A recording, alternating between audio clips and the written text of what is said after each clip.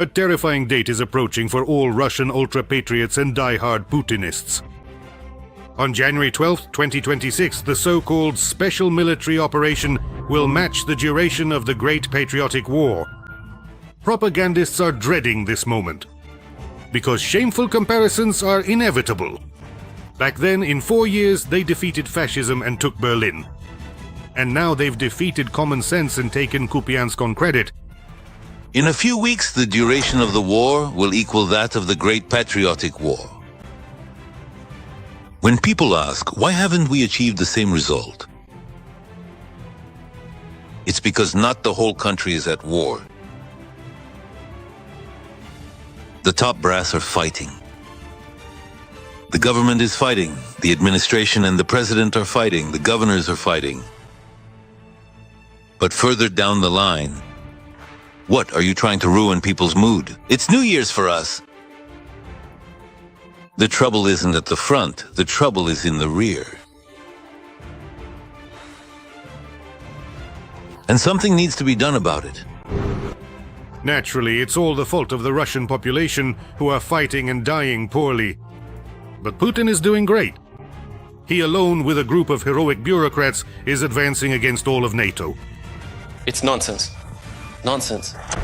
But no matter how hard the propaganda tries to distract from the approaching date and shift the focus, everyone understands everything.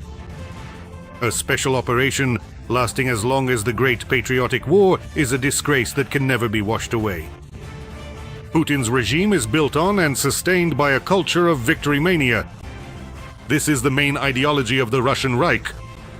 It was precisely with Putin's rise to power that Victory Day turned into total trash.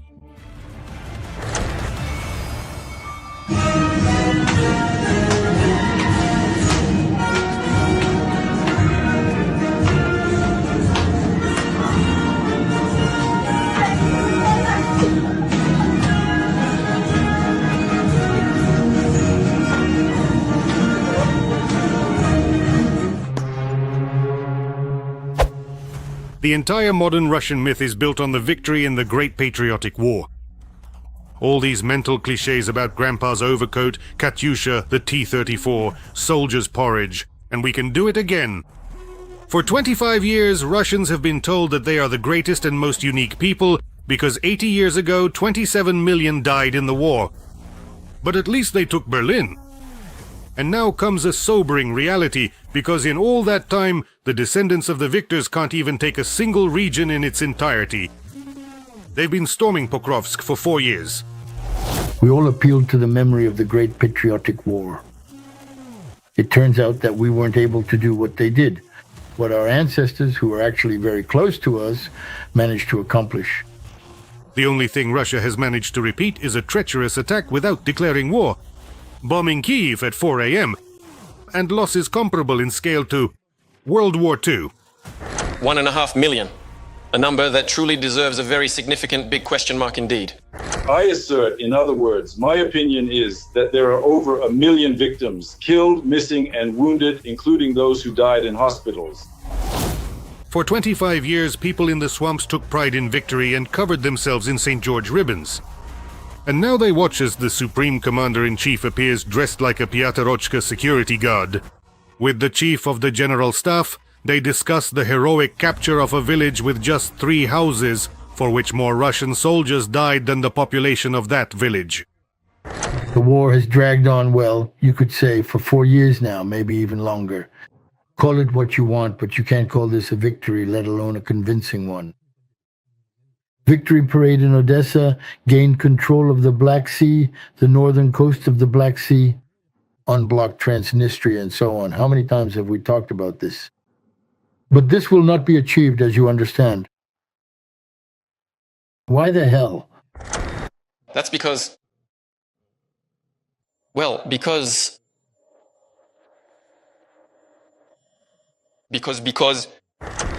Grandfathers crossed half of Europe in 4 years.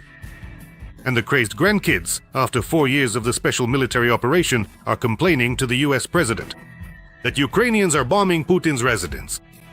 The world has never seen conquerors and informers like these.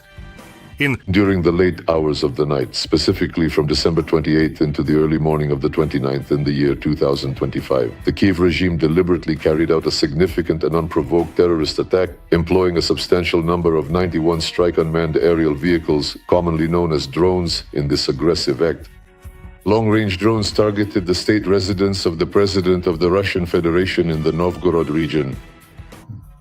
All unmanned aerial vehicles were destroyed by air defense systems. So now, how are Russians supposed to sit in their kitchens with Lyuby blaring in the background, knocking back a shot for victory and feeling proud of their greatness?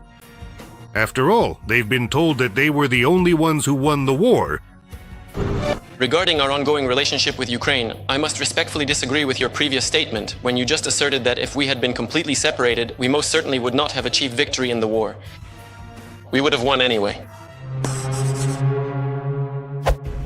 In the minds of Russians, the stereotype has firmly taken root that Putin personally defeated Hitler.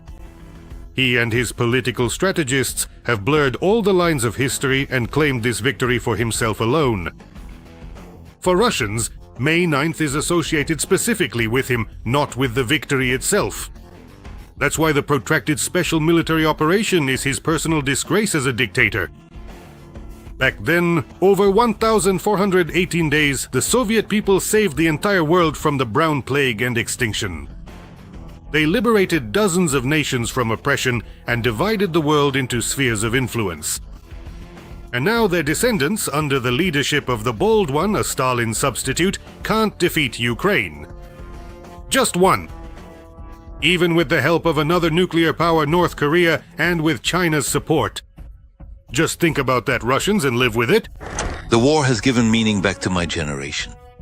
It has restored our pride, a sense of understanding, of self-awareness. Yes, you're a freak, a real asshole. How can they now tell the swamp-dwelling population about their greatness if for 4 years they haven't been able to deal with Ukraine, a country that for 10 years their propaganda described as not a real state, an artificial entity, the poorest and most technologically backward, with a weak government, a weak army, and an invented people who speak an invented language?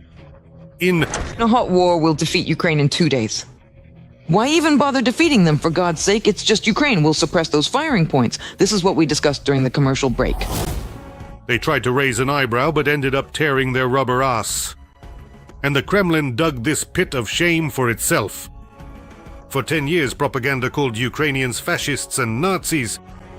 In other words, they drew a direct parallel with the Great Patriotic War. They planned to capture Kyiv in 3 days and raise the victory banner over the Verkhovna Rada, just like in the movies. And Putin would officially become the leader who defeated fascism, like Stalin. Most Russians also gladly supported the monstrous aggression against Ukraine, because they too dreamed of the glory of their grandfathers. Their television would have told them that they too had defeated the fascists. And the victory mania would have doubled. On paper, the plan was perfect. In reality, it's hard to imagine a story more foolish and vile. One of the most insanely idiotic things I've ever heard. If Russia had managed to defeat Ukraine in a week or a month, the information wave would have quickly been swept under the rug. The real facts about the start of the aggression and evidence of war crimes. In the West, they would have mumbled some concerns and continued trading with the ghouls. Just like it happened with Georgia in 2008. But the Ukrainians punched the occupiers right in their arrogant, stupid faces, and the whole world saw the true face of the so-called descendants of the victors over fascism. They themselves have become fascists. The Russian army eagerly picked up the Nazi banner and took their historical place. The whole world sees Russia as the aggressor. Moreover, the Russians themselves understand this perfectly well. It is Russia that is the occupier, waging a war of conquest. Russians are fighting like the Germans did. They bomb peaceful cities, execute civilians, burn books, and persecute people based on their nationality.